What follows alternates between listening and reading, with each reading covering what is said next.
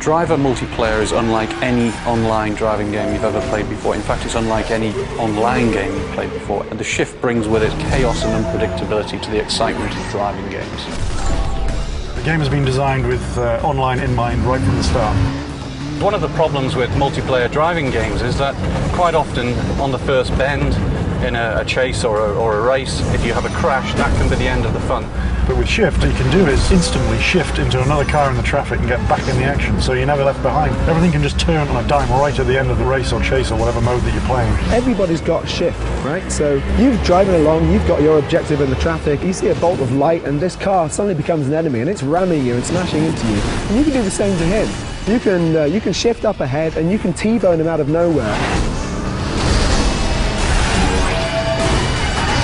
We have 11 modes for the online element. We have a mixture of cooperative, team-based games and also adversarial games as well. And they range from the usual online games, races, tag, but also some interesting base defense games as well.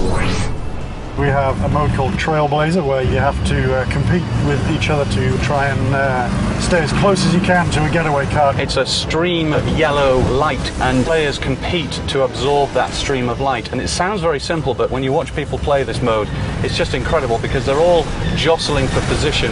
We took some inspiration from other genre of video game like FPS. So we have a Capture the Flag, where obviously you have to find a flag and carry it to your base. And the others, they try to ram down your car in order to make the flag fall. Then you can grab it and bring it to your base. Shift is also a little bit different in online multiplayer. It has 3 functions. One of those is car spawn, which just spawns a car on the spot. You can also transform a car from one car into another car. So say you end up in a slow vehicle like a bus, you can very quickly transform that into a much quicker car.